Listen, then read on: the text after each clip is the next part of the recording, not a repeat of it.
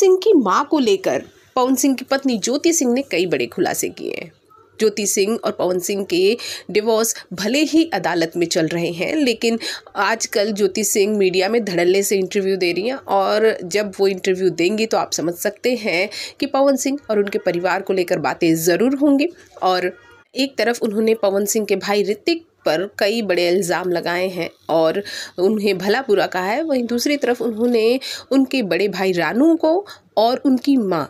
कि पवन सिंह की माँ को बहुत ही अच्छा इंसान बताया है। ये कहा है कि वाकई उस घर में अगर कोई अच्छा है तो पवन सिंह के बड़े भाई रानू और उनकी माँ, क्योंकि पवन सिंह की माँ पूरे दिन मेरे पीछे पीछे घुमा करती थी, मैंने खाना खाया है कि नहीं, मुझे क्या ज़रूरत है, इन सारी चीज़ों का ध्यान रखती थी। आपको ये बता दें कि जब ज्योति सिंह से ये पूछा गया कि क्या पवन सिंह से अलग हो रहे हैं तो उनकी माँ ने इस पर उनसे कुछ नहीं कहा होगा, तो इस पर ज्योति सिंह ने ये कहा कि पवन सिंह अपनी माँ की भी नहीं सुनते, वो बस दिखावटी दिखाते हैं कि माँ से बड़ा कोई नहीं है, लेकिन पिक्चर कुछ और है। इस पर आपकी क्या प्रतिक्रिया है, हमारे कमेंट बॉक्स में कमेंट करके ज़रूर बताएं।